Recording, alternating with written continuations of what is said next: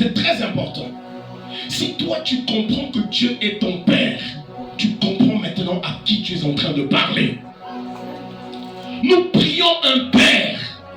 Nous ne prions seulement pas un Dieu. Dans l'Ancien Testament, les gens avaient peur de Dieu parce que c'était un Dieu fort, terrible. Alléluia. Amen.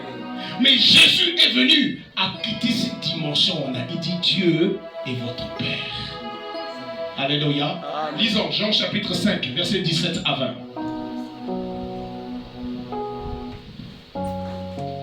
Il est écrit. On peut lui donner le micro. Étends-le là. Allons-y, commence. Suivez. Jean 5, 17 à 20. Il est écrit. Mais Jésus leur répondu.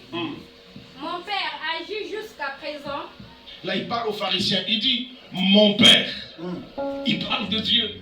Je dis bien, jamais quelqu'un n'a parlé de Dieu comme étant son Père. Regardez, Yesu a commis scandaliser à collègue pharisien. Alors lui, il est écrit quoi?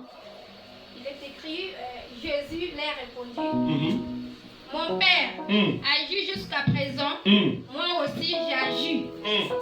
Jusqu'au verset 20. À cause de cela, les Juifs cherchaient encore le plus faire mourir. Voilà.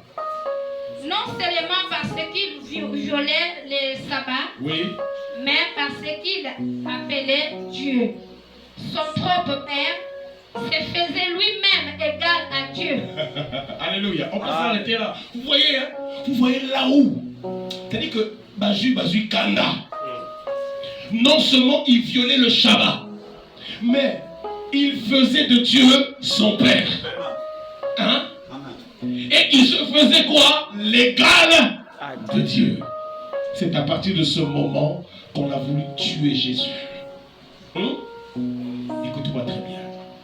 Jésus est venu te révéler ce soir que lorsque tu pries, tu ne pries pas seulement Dieu, mais tu pries ton Père qui est dans les lieux célestes. Tu vois, quand tu pries dorénavant, sache que tu pries ton Père qui est dans les lieux célestes. Si qu'on a tout nié, si on a posé les locaux, ok, pas papa n'ayant, on me met prière, il y a Archange Michael. Papa, non, comment t'as tout calme, on prend ça un exemple. Notre Père qui est aux cieux, que ton nom soit sur ton âme, notre drôle. N'est-ce pas? N'est-ce pas? Alléluia. Si tu viens devant ton Père, tu dis, je vous salue Marie, pleine de...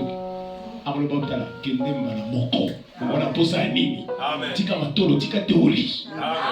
Alléluia.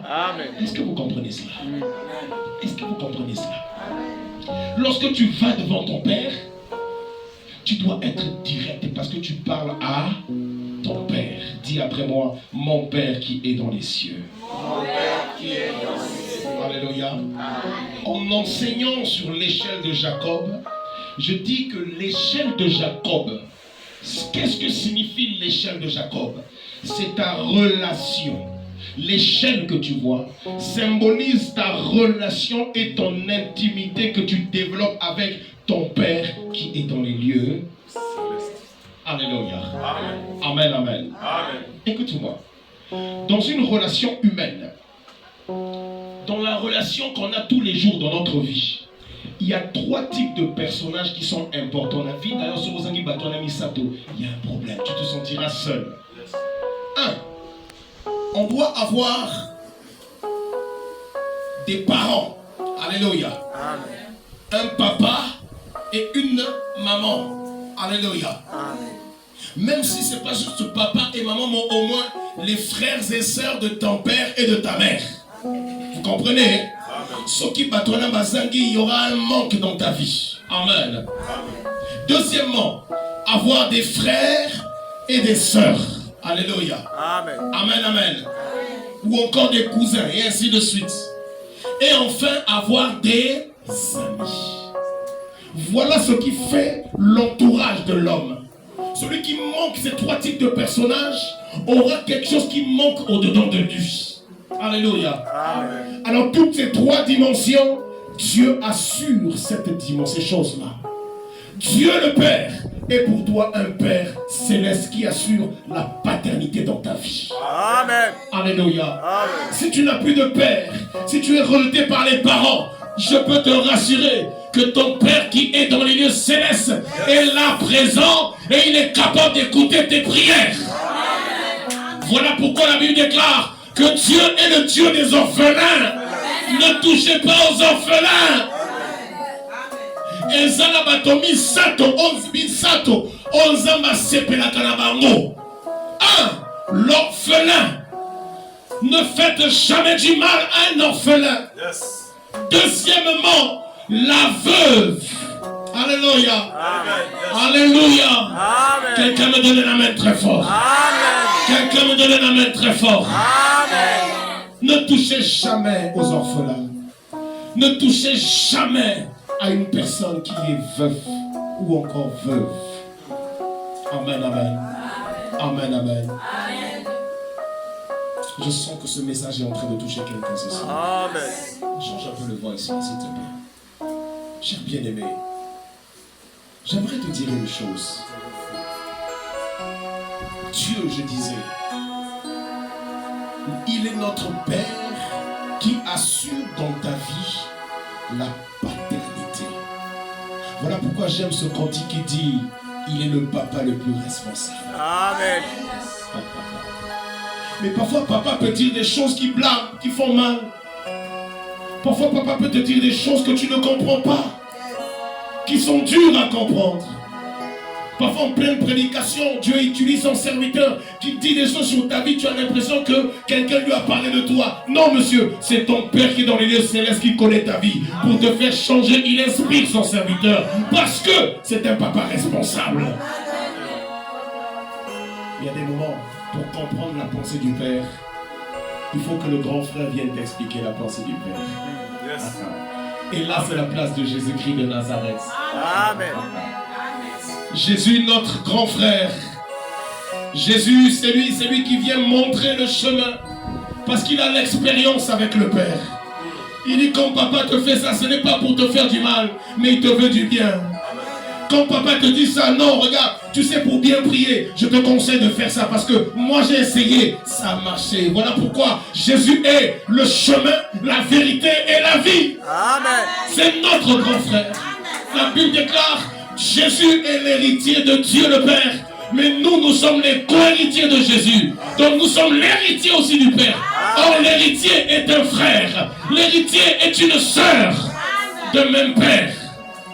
Alléluia. Amen. Est-ce qu'on peut acclamer Jésus pour ça? Amen. Vous voyez, lorsque Jésus disait qu'il est votre Père, lorsque Jésus appelait Dieu son Père, c'est à cause de ces trois dimensions, ça a scandalisé. Mais comment? Parce que quand on parle d'un Père, c'est que le Père est réellement celui qui assure la paternité sur toi. Le droit de paternité sur toi. Alléluia. Alors, parfois, on peut cacher certaines choses au grand frère. Alléluia. Alléluia. Amen. Un ami intime. Amen, amen. Je crois que nous tous nous vivons ça, n'est-ce pas? Amen. Amen, amen. Amen. Un ami intime. Même mes parents, on ne peut pas leur parler de ça. Yes. Vous connaissez cet ami intime, comment est-ce qu'on l'appelle? Le Saint-Esprit. Amen. Le Saint-Esprit, c'est le meilleur ami, l'ami le plus intime. Celui à qui tu peux tout dire. Jésus a dit, je m'en vais, je ne vous laisse pas seul, je vous laisserai avec le Saint-Esprit. Il vous rappellera les choses que je vous dis, et il vous en donnera encore davantage. Le mot Saint-Esprit, en hébreu, c'est le roi, ce qui signifie le souffle sacré. Alléluia. Et dans les termes grecs, le mot Saint-Esprit, c'est un ami intime. Alléluia. Amen. Apprends lorsque tu te réveilles. C'est pour ceux qui aiment le surnaturel. Faites ces choses-là, vous allez voir. Et vos colis, quand tu te lèves le matin, mets ta main vers le ciel, dis bonjour Saint-Esprit. Alléluia. Yaya, s'il vous plaît, je vous parle de la prière du juste qui a une grande efficacité. Je vous parle d'un Père qui est véritable. Un jour, j'étais même fâché contre Dieu. J'ai pris la chaise et dit, papa, Zouakiti Fadananoui. C'est mon père. Quand tu pries dans le secret de ta chambre, Yaya, tout est permis. Alléluia. Parce que je parle à mon père. Je ne parle pas à un ange, je n'en ai même pas besoin. Alléluia. Je parle à mon père. Dernièrement, j'écoutais un témoignage et tout ça. Un témoignage, pourtant un témoignage. À un moment, dans mon cœur, j'ai douté. C'était un petit doute. Petit doute, on ne peut même pas dire que c'est une pensée. On est une fraction de seconde. Non, même moi, je ne m'en rappelais pas. Mais la nuit, le Père m'a rattrapé. Amen. Pour lui, il avait écouté ça. Et je voyais comme un esprit. C'était comme un ange. Je ne peux pas vous dire comment est-ce qu'il était. Mais il était là, dans mon sommeil. Et il disait, dis non. Dis non. Et la voix le faisait commenter. Dis non. Dis. Dis. Yeah. Quand tu as déjà écouté la voix de Dieu, tu sais que ça, c'est pas la voix de Dieu, c'est la voix d'un ange. Je peux te rassurer. Alléluia. Il disait, dis. Dis. Et alors, quand je me réveille du sommeil, la voix commençait à retentir. Dis-le, non. Dis-le, dis-le, dis-le, dis-le. Et après, j'ai commencé à répéter ce que j'avais dit là dans ma pensée. Je parlais de l'ingratitude. J'ai dit, Seigneur, trop d'ingratitude. Et j'ai commencé à pleurer, à prier. Et il n'a plus parlé. Dans le ciel, ça veut simplement dire que Dieu a entendu. Amen. Il y a des choses que tu peux dire au Seigneur aujourd'hui. S'il ne répond pas, ça ne veut pas dire qu'il est absent. Son silence, ce n'est pas son absence. Amen. Alléluia. Amen. Vous voyez, depuis ce jour, ça va faire presque un mois que le Seigneur a dit, dis-le, dis-le, j'ai dit. Mais après, il n'a plus répondu. Jusqu'aujourd'hui, je prie pour ça. Mais il n'a plus répondu. Mais pour Dieu, il a noté. Ça veut simplement dire, attends le moment qu'il va choisir pour répondre. Amen. Le problème dans ta vie, c'est que quand tu pries, tu es trop pressé.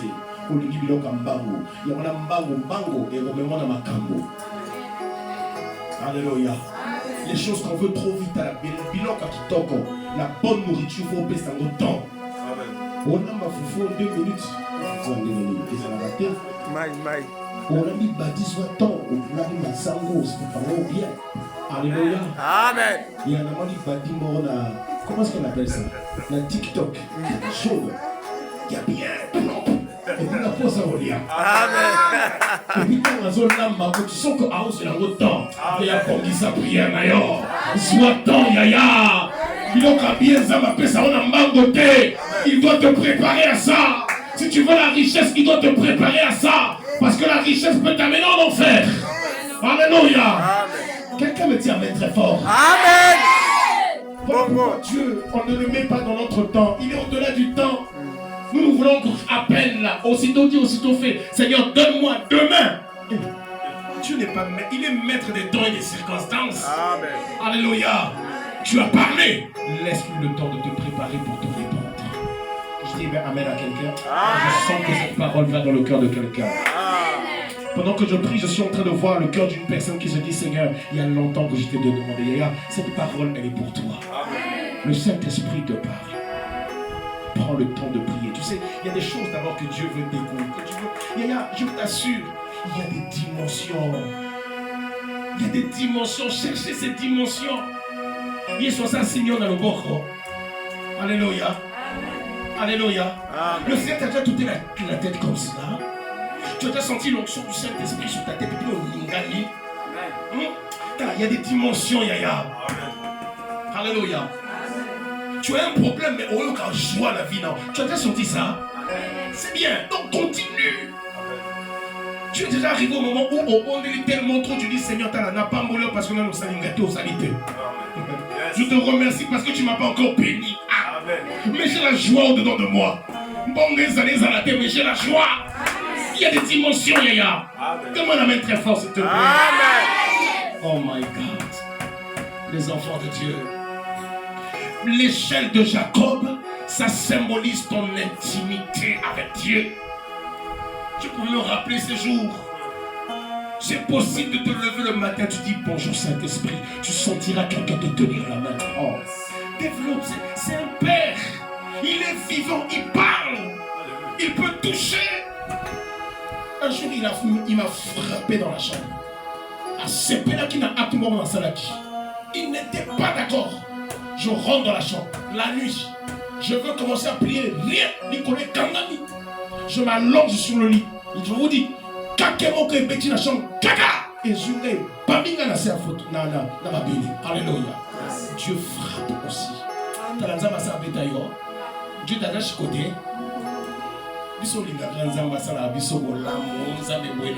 Mais Dieu, un père, il peut te dire des bonnes choses, mais il peut aussi te frapper. Tellement un amen très fort. Amen. La Bible déclare que Dieu châtie ceux qu'il aime. Aïe, aïe, aïe. Si Dieu t'a châtié à cause de quelque chose, c'est parce que Dieu t'aime.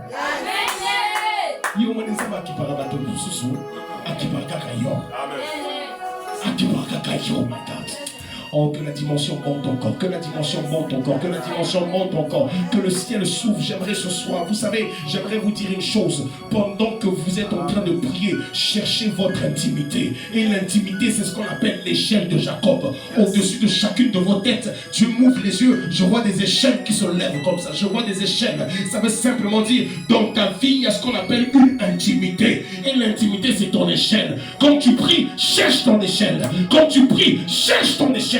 Cherche ta dimension. Chacun de nous, Dieu veut avoir une intimité particulière. Chacun de vous, tel que vous êtes, vous avez une échelle au-dessus de votre tête. Autrement dit, une intimité avec Dieu. Et chacun de nous a sa manière de sentir l'intimité. Yaya, tu dois apprendre à découvrir comment et quels sont les signes de la présence de Dieu dans ta vie.